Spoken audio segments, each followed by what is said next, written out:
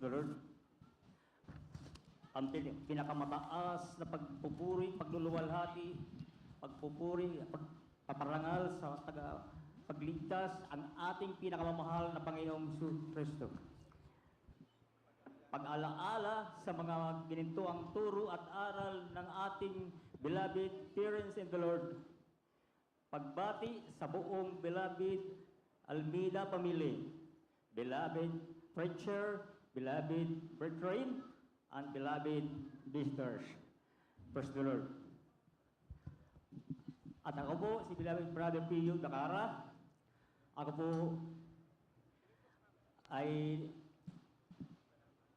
papasalamat sa ating pinakamamahal na Panginoon sapagkat ako po ay nabagamat ang pamaraan ng Panginoon ay isang riyas na banal, subalit ang mahal na Panginoon talaga ay nariyan, papala. Kaya salamat kaamatan ko ang mahal na Panginoon sa ating buhay at ako po ay magpapatutukoy, pagpapasalamat sa ating pinakamamahal na Panginoon, mga biyat pagpapala, tinanggap po sa ating buhat sa ating pinakamamahal na Panginoon. Sapagat nung araw po, na hindi ko pa nakilala ang mahal na Panginoon, isa po ako nanggaling sa lusak ng kasalanan, mga minamahal. At ako po ay nakulong po ang isang krimen na hindi ko ginawa. Ang pangyayari po, praise the Lord. Subalit po, mga minamahal kong kapatid sa Panginoon, nung araw po, at ako po ay isang lasinggo, sugarol, kaya po, ginawa ko ng kaso ng mga tiyuhin po ng aking beloved wife, mga minamahal. Ngunit po nung nag-away kami ng misis ko, papatayin ko na, di ko napuruhan dahil naglasing ako. Yung pangyayari na yan, nakarating kami ng korte. Subalit ito po ay na-dismiss ng hiniring. Ngunit po, nung wala na yung kaso ko na yan, pumunta na po ako dito sa Marilao dahil nandiyan lang bahay ko sa Valenzuela po. Pumunta na po ako ng Marilao sa ginagawa kong isang residential. Kaya nag-stay na po ako dyan. Nagulat na lamang ako at muli akong hinuli. Ang sabi sa akin, mga humuli, may kaso daw ako ng rape. Ang gumawa ng kaso ko daw, yung mga tiyuhin ng misis ko na mga MPI dyan sa Caloocan. Wala po akong nagawa sapagkat ako po ay isang mahirap lamang. Kaya ako po ay nadala ng piitan, mga minamahal. Nung gabi po, nasa jail na po ako. Grabe ang hinalakit ko, mga minamahal, sa pagkakakulong ko hindi ko ginawa. Subalit, mga kapatid ko minamahal sa Panginoon, dahil sa kabagan na ating pinakamamahal na Panginoon, nagkaroon po ako ng desert sa sarili ko na lumapit ako sa pinakamamahal na Panginoon Jesus. Nabagamat marami po ang mga RBO pumapasok dyan sa jail. Hanggang sa ako po ay dadala po sa maximum security compound, Muntinlupa, at nasintensyahan po ng death sentence sa Bitay po. Para sa akin, parang hindi ko matanggap nung araw na yung bagay na yan sapagkat ako po ay wala pa sa mahal na Panginoon. Nadala po ako sa maximum 1998. Bago po ako madala ng maximum, may dala-dala pa ako mga gamot na maintenance sa mga sakit ko sa migraine, sakit ko sa puso. Katunayan nga po, nasa jail po ako dito sa Valenzuela.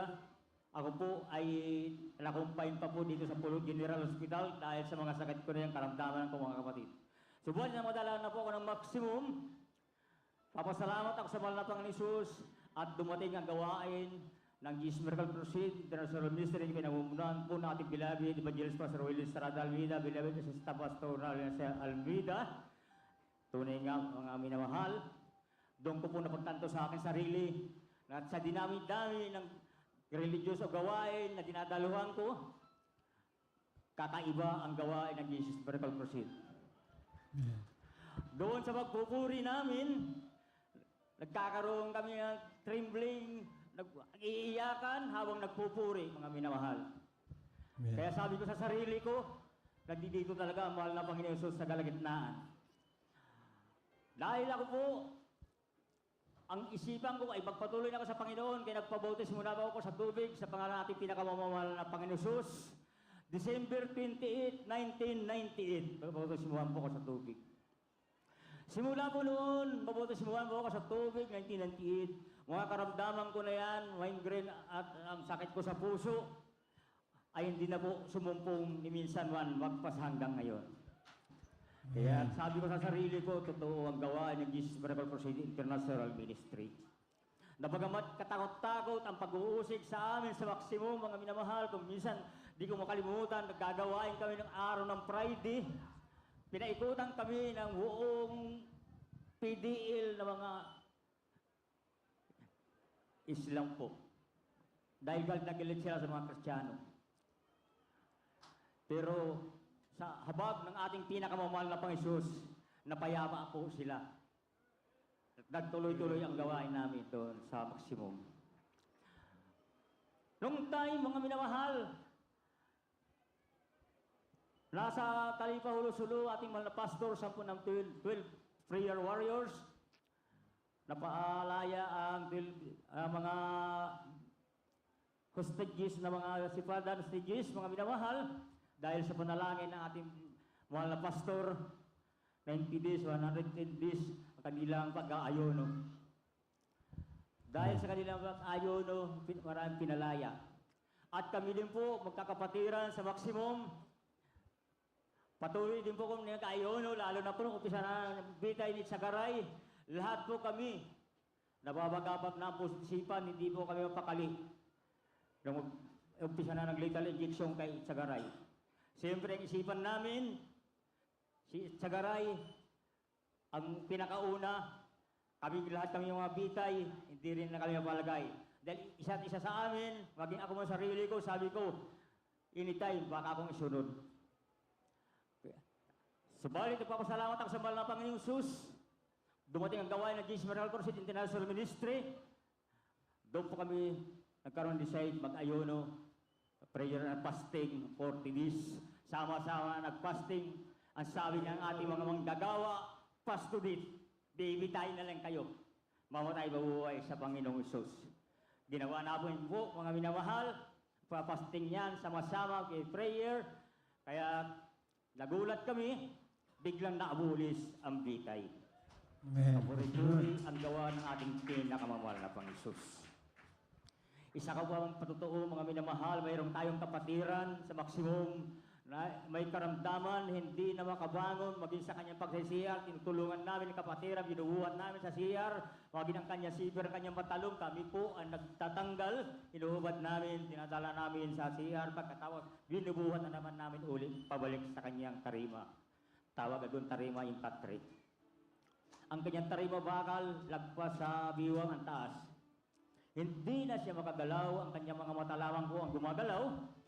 Kaya isang gabi, brown out, walang ilaw, sama-sama kami magkakapatiran, pupuri, kinuha namin ang kapatiran natin yan na hindi makalakad, hindi makagalaw. Isinama namin sa pagpupuri namin ng gabi, brown out, mga minamahal. Habang nagpupuri kami, nung kami po ay nabibilis na ang Holy Spirit ng ating pinakamamahal na Pang-Isus, sama-sama kami nanalangin at iniliyans namin ang ating kapatid na yan dahil ang turo ng ating mahal na pastor. At ikasaot natin ang masamang espiritu. At sa pangungunang panalangin ng mahal na pastor, palalayasin ang mga masasamang karamdaman. Totoo po mga minamahal, tapos namin mag-iliyans ang ating mga kapatid na yan, ang kapatid na yan na hindi na makalakad, hindi makagalaw, kundi bata lamang. Ako naman, nag-prepare na ako ng kape, nagpakulaw ng tubig, magkakape kami, binilagyan ko na lang ng baso ng kape. Nung malagyan ko ng tubig, yung mga kape may sukal na, timplado na, isa-isa kami nagulat, ang ating kapatid na yan, biglang tumayo, dumampot ang kape sa lamesa. Amen. Oh, glory to God. Doon ko po nakita ang iswala ng mahal na Panginoong Isus. Nakita ng dalawang mata ko. Kaya doon po naging kalagasan ko sa maglilingkod sa mahal na Panginoon. Kaya di na po ako nagpag-iba-iba ng gawain. Nabagamat marami mga pastor sa Maximum, lagi ako kinukumbinsi, natutugtog ako sa kanilang mga gawain, sa kanilang chapel, sapagkat doon sa ating gawain. Isa po ako manunugtog doon, mga awit, mga kapatid. Kinukuha nila ako na ako po ay tutugtog sa kanila, may sweldo ako buwan-buwan. Ang sinasagot ko naman sa mga pastor na nakikiusap sa akin, sabi ko sa mga pastor na yan, ang mahal na pastor namin, wala kami sweldo, pero di kami umaalis doon. Sapagkat ang mahal na Panginoon, doon lumalaki ang tanda at kabawalagan ng ating pinakamahal Amen. na Praise the Lord. Hanggang sa naisipan ko, patuloy akong mag-ayuno, hiniling ko sa mahal na Panginoon, Jesus. Sabi ko sa mahal na Panginoon, Jesus, mag-aayuno ako muli, mahal na Panginoon, Jesus, hindi ako kakain, hindi ako inom ng tubig, mahal na Panginoon. Ilabas mo lamang ako sentensyang pitay, kahit man lamang sa sentensyang life sentence. Makasama ko man lang aking mga kapatiran sa chapel, sa pagpupuri, araw-araw. Amen. Ginawa ko na bagamat tao lang, mahirapin, parang mararamdaman kong gutom, subalit na nanampalataya ko sa mahal na Panginoon, hindi niya ako pababayaan, binyang kalakasan. Kaya ginagawa ko habang ako nag-aayuno, palagi ako nagpupuri, nakaluhod, nananalangin, every 3 hours, pupuri, nananalangin. Ayun ang ginagawa ko. Hindi ako lumalabas sa aking cabin dahil pag lumabas ka, nandoon iba't ibang maririnig mo usapan dahil puro mga bilanggo, mga kapatid. Kaya hanggang sa matapos ang aking pag-aayuno, after 3 days, kinulingan po ako ng overseer ng maximum, opisina ng overseer. Kinulingan ako, araw ng gawain, araw ng Friday. May kuling ako. Siyempre, araw ng gawain, ganito ang suot ko. Kaya pumunta ako ng overseer, dalang Bible. Sabi sa akin ng chief ng overseer, attorney, ba't ngayon ka lang? Attorney ka ba? Pastor. Sabi ko, hindi po ako attorney, sir. Lalong hindi po ako pastor. Membro lang po ako ng Jesus Miracle Crusade. Man, glory to God. Ikaw ba si Brother Pio? Ako po, sir. Ito, ang papel mo, dumating galing sa Supreme Court. Sabi sa akin, makinig ka. Babasahin ko, i-translate ko ng Tagalog. Umupo ako sa kanyang harapan. Habang binabasa niya, sabi ganon, itong papel nito, nasusulat dito, katunayan na ang death sentence ay namodified ka ng reclusion. Man, oh, glory to Jesus. Hallelujah, praise the Lord, purihin ka mo lang, Panginoong Jesus. Hindi ko na pigilan na tumulong luha ko sa harapan niya, na bagamat palagi siyang pinupuna ako, sabi niya, huwag kang umiyak, ba't ka umiyak? Di ka ba natutuwa? Maalis ka na sa sentensyang pitay, di ka na malilitay ng addiction. Natutuwa naman ako, siyempre, sir. Ba't ka umiyak? Hindi po. Kagalakan lang po ito dahil naalala ko nito sa malapang na pag-ayun. Inabas ako sa death sentence, kahit wala sa life sentence. Ginawa ng mahal na Panginoong Jesus. Kaya kapuri-puri ang gawa ng ating pinakamahal na Panginoon. Amen. At nabagamat kami doon na ginagamit sa gawain natin sa minimum, ako na lang yung isa na titira, hallelujah, praise the Lord. Nagpakalaya ng iba natin, mga kasama ko. Sabi ko sa sarili ko, darating din yan ng para sa akin. Alam ng Panginoon, alam ko ipagkakaloob ng Panginoong Jesus, kaya siya lang nakakaalam kung kailan o anong oras. Totoo, mga minamahal. Itong Wednesday lang, July 23, kinulingan na ako ng laya. Pinapagtawag na ako, turang laya ako, mga minamahal. Alam niyo po ang nangyari nung kinilaingan ako ng laya, lahat ng mga gamit ko sa kubol ko, wala na po ako nadala, mga minamahal. Kasi lahat ng mga ka-inmate ko, pinag-agaw ng mga gamit ko, pati yung kutsong ko, nakaupo pa ako, nagliligpit ako ng iba kong gamit, nakaupo pa ako, hinahablot na yung kutsong ko, wala na akong nagawa, gumaya na ako, pinabayaan ko na. Subalit, hindi yung mahalaga, ang mahalaga para sa akin at kasayaan ko sa araw na ito. Nakarating ako sa lugar na ito. Nabagamat dumating ako nina, alas 8 dyan sa highway. Hinahanap-hanap ko itong gawain. Habang ako naglalakad, paikot-ikot, nakikipag-usap ako sa mahal na Panginoon. Panginoon, hindi mo ako papahiya, makakarating ako ngayon sa gawain. Ituro mo sa akin. Amen. Nung marinig, makita ko ang Mendoza Street, ang sabi ni Bilabid, natin mga panggagawa na pumasok doon. Nasa dulo ng Mendoza Street, pinakadulo. Nakita ko Mendoza sa kabila, kaliwa, maliwa ko. Pagdating ko sa dulo, tubigan, damuhan. Pero hindi ako nawala ng pag-asa, hindi ako nanghina. Sabi ko, hahanapin ko talaga. Dahil pumunta ako dito, yan ang kailangan ko, magpasalamat sa mga lamang Diyos, pinalabas ako sa Amen. isipin. Praise the Lord. Totoo, mga minamahal. Kaya kagabi, alas 5 pa lamang, naligo na ako. Dahil po unang isip ko, makakarating ako sa lugar nito. Totoo, napakagandang lugar na ito. Kaya kanina hindi ko mapigilan lumuha. Hallelujah, praise the Lord. Kaya kapuri-puri ang gawa ng ating pinakamamahal na Panginoon Jesus. Hallelujah, praise the Lord. Ang kaluwalhatian, kadakilaan, at pasasalamat ay tanging sa ating pinakamamahal na Panginoon Jesus po lamang, praise the Lord.